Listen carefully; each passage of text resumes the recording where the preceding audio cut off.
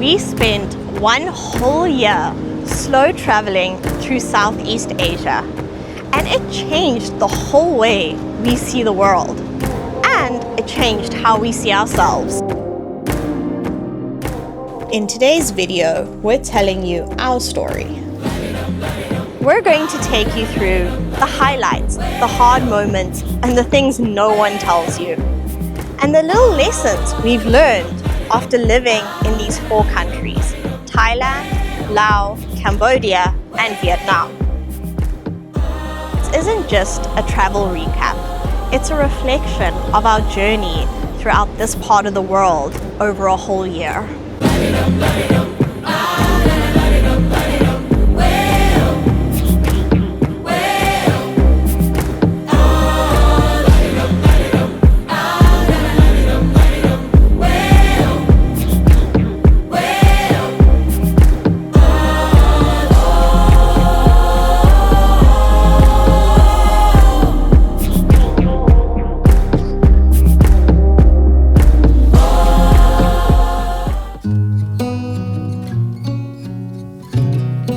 Vivek and I have both lived abroad for quite a long time.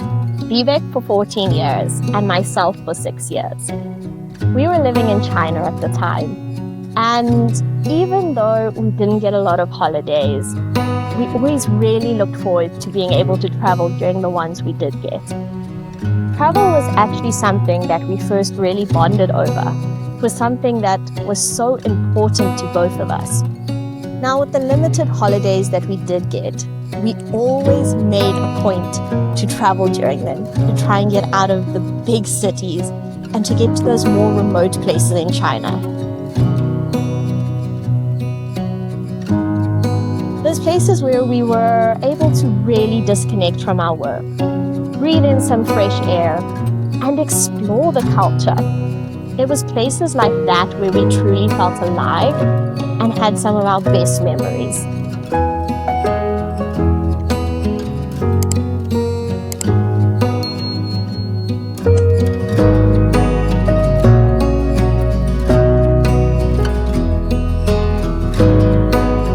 About a year ago, our plans got completely turned around.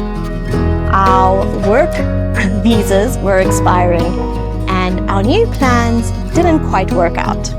Now, having an Indian passport and a South African passport, it wasn't exactly easy to be able to pick a new place to just pack up and move to. We had 2 options. One was to go back to our separate home countries and figure out some way back together. Or 2, do what we had always spoken about, what we dreamed about, traveling the world together. So that's what we did. We moved our jobs online, we packed our bags, and we became digital nomads. At the time, we had no clue how much this 1 year would change us. Now, living abroad comes with its own challenges. One of those is especially being able to share your life with your family. It's really hard to depict the things you go through video calls and photos. When we decided to travel for a year, we wanted a way to document our travels that was real and it was personal. A way for our family and friends to really feel a bit more connected with us. And that is how Beyond A to B was born. It was a way for us to document our ups, our downs, our excitement, all the countries we were going to. And it was a way for our family to get to see the things that we were doing, not just through some photos every now and then and a phone call once a week, but a way for them to feel a little bit more a part of our journey. And from there, it has grown into something we are so proud of, something that we can't wait to grow even more.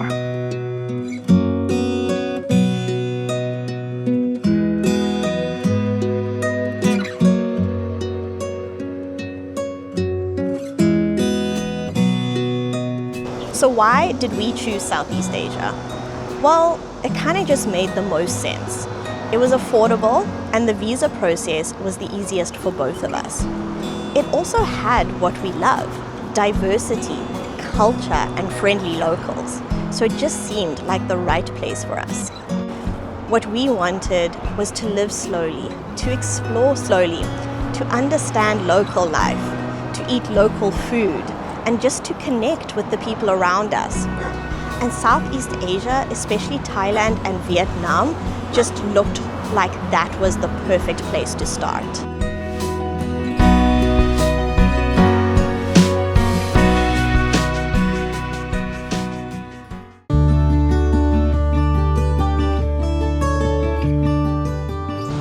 We arrived with big dreams. Social media had made Southeast Asia look beautiful and effortless. Our original plan was to spend months in Bangkok and Hanoi and Saigon. But once we got there, reality was way different.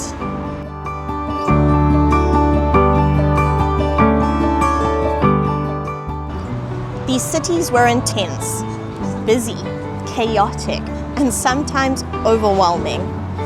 It felt more like a performance for tourists than a real look at life there.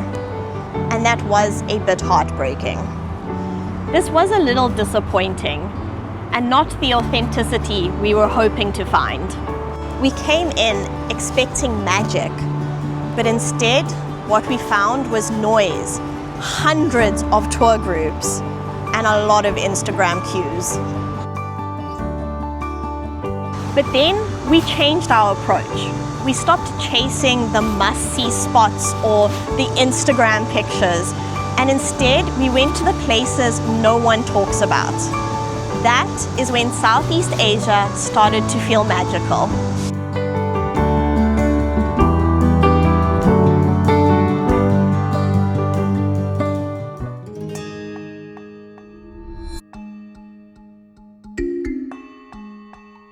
Now, Thailand really is one of the easiest countries to travel through.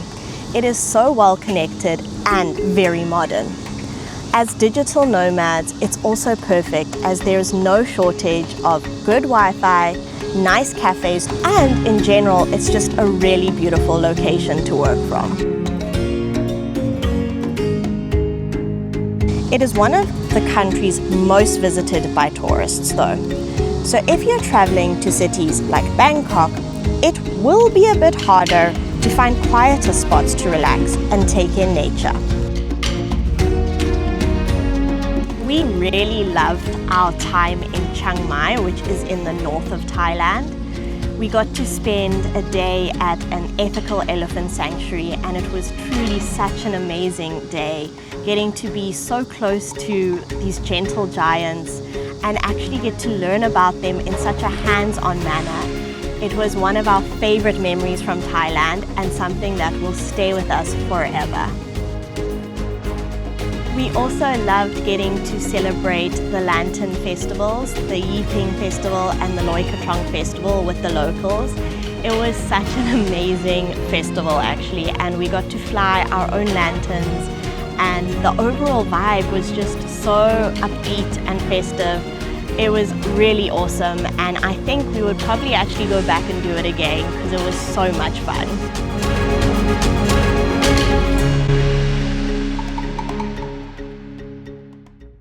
Thai people are just so warm, welcoming, and really want to help. We would say that it is one of the countries with the best hospitality, and it did in many ways feel like a home away from home.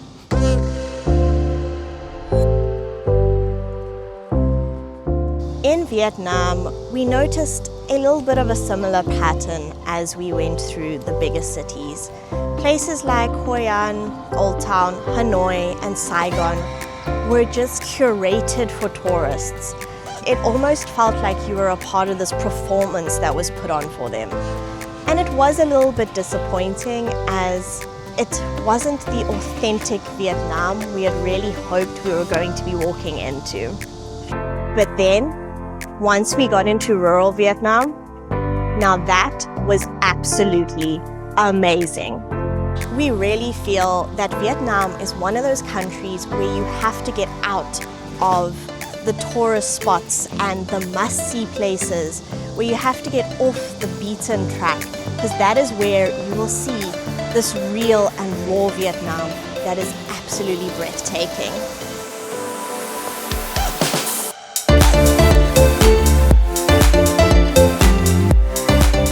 Our memories in Phong Nha are some that will stay in our hearts forever. Getting to stay with a local Vietnamese family on their rice farm was so special, and they really made us feel like we were a part of their family, even though there was a language barrier. We loved getting to ride our bikes through the lush green forests and getting to also explore the breathtaking caves of Phong Nha. Phong Nha was the Vietnam we had hoped to find, and it will be the Vietnam that we'll forever remember. Oh, hello!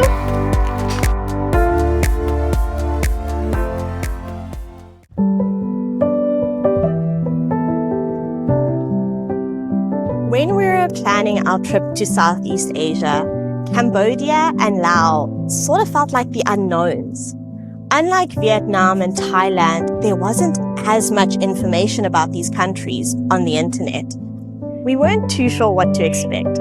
We had heard stories from friends and family about how the political situation in these countries was a little bit unstable and how they perhaps weren't the safest places to travel to. Yes, this did make us slightly anxious, but it also made us very curious. We wanted to see for ourselves.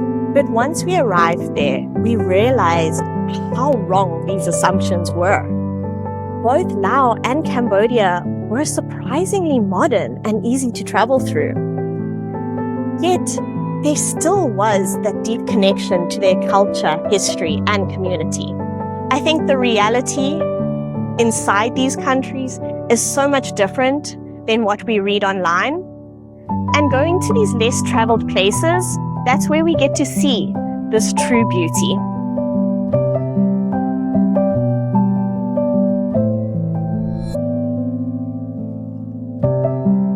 Cambodia truly left its mark on our hearts. It was heartbreaking to learn about the tragedy that these people had faced in the past. But what amazed us was seeing the resilience of the Khmer people. They do not believe that pain defines who you are, and you can see that they are so excited and happy to be moving forward. Everyone has a smile on their face, and they show such love towards each other.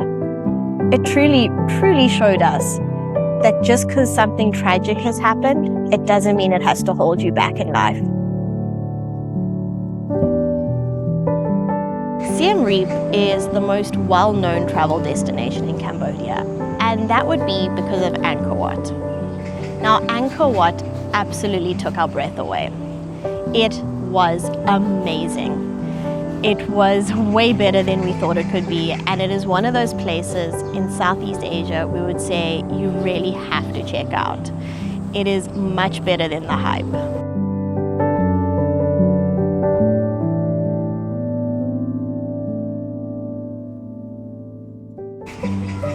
However, the actual town of Siem Reap was a little bit too touristy for us.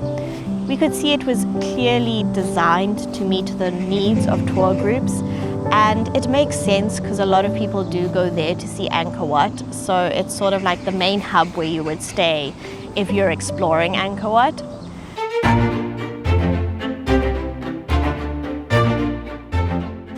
Personally, we feel that when we, or if we go back to Cambodia, we would much rather travel to places like Battambang or Kampot, where it's a little bit more rural, a lot more peaceful, and you get to see a lot more of Khmer culture than we did get to see in Siem Reap. During our travels in Cambodia, we really did get to connect with people in a more genuine manner, and we got to taste some absolutely amazing home-cooked Khmer food. If you are thinking of heading to Cambodia, or you just want to see a little bit more of the less touristy, the more real side to Cambodia, then we would highly suggest you check out our series, Finding the Real Cambodia. We really think you'll enjoy it.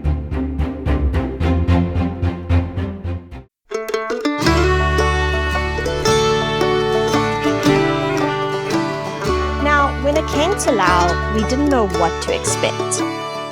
But what we found was a country beaming with culture, calmness, and natural beauty.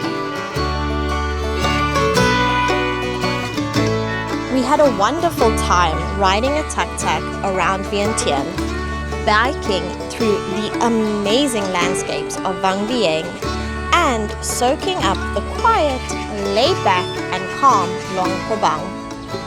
Laos really surprised us in the absolute best way. It is a country with so much good food, amazing people, and interesting cultures. It is a place that we would love to travel back to. We would love to get a motorbike and actually ride through the whole of Laos and explore it a little bit deeper. We think it is probably one of the most underrated countries in Southeast Asia, and it is somewhere you should definitely add to your must-see list if you are heading to Southeast Asia soon. A better opportunity to get stuck. He's just letting me cry. Okay.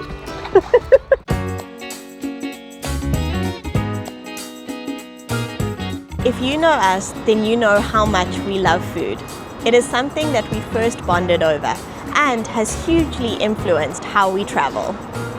We made it a point to take a cooking class in every country we visited. In Laos, we learned how to farm rice from scratch. And in Cambodia, we cooked with a local family using ingredients straight from their garden. These weren't just meals. They were windows into history, tradition, and the soul of each place.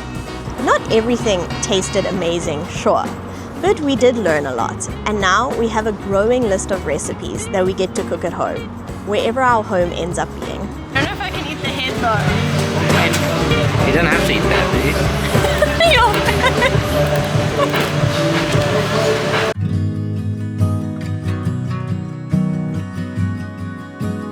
Vivek and I grew up in different parts of the world, but there's one thing we have in common. We both feel our best and most peaceful when we're in nature. When working in big cities, you can often forget about this. Yes, there are parks, but it's not quite the same. It doesn't have that true wilderness feeling. Southeast Asia gave us some of the most awe-inspiring natural landscapes we've ever seen. In Thailand, the lush greenery up in the north. In Laos, the endless waterfalls and rice fields. In Vietnam, the caves and mountain valleys. And in Cambodia, the quiet forests and jungle-covered temples of Angkor. Every time we stepped into nature, it felt like a reset, like we could breathe again. And it reminded us why we started this journey. Big cities might be where we work, but nature is where we live.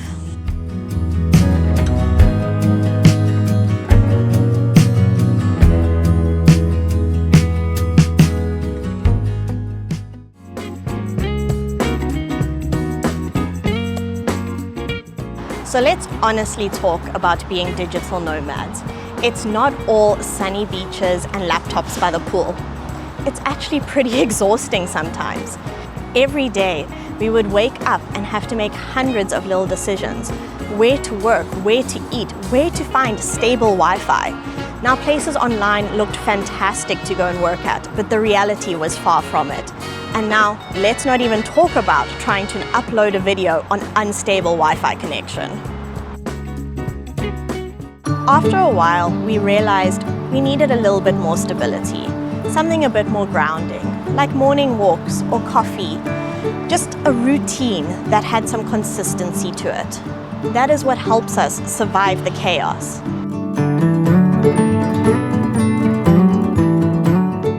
And now we've realized we want a base. We want a home that we can travel to between trips. A place where we can keep all the things we collect from the different countries we explore. We really feel that will make our lives a little bit less stressful. It will make planning our trips so much easier. And then when we're out there traveling, all we have to do is focus on being in the moment and having fun and really enjoying what the world has to give us.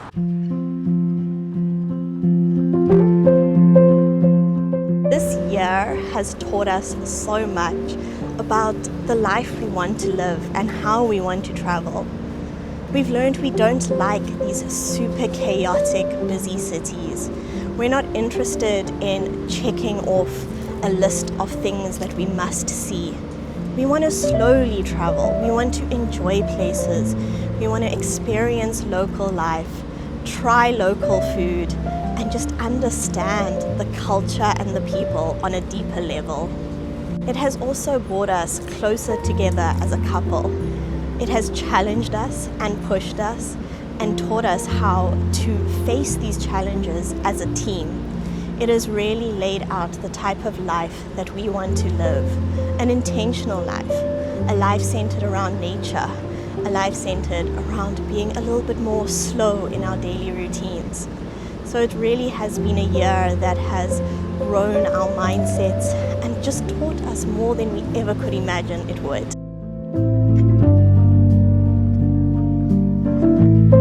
What's next for Beyond A to B? Are we still going to travel? Well, the answer is absolutely yes. There is no way we're going to stop. Next, we're heading to a place that is very close to my heart, and I am so excited to get to share it with Vivek and you.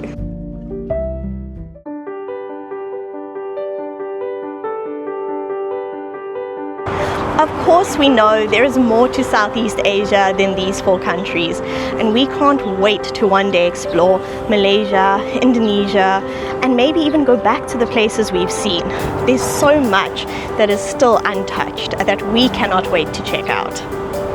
If you have been to any of these countries we haven't, we would love to hear your recommendations or any tips you have. Please let us know in the comment box down below so that when we plan our future travels, we have a bit more of an idea of where to go and what to check out. Thank you so much for being a part of this journey with us. We have loved getting to share it with you, and we can't wait to bring you a whole new series from a whole new continent. If you have enjoyed today's video, please remember to give it a like and subscribe. It really helps our little channel grow and supports us in doing what we love.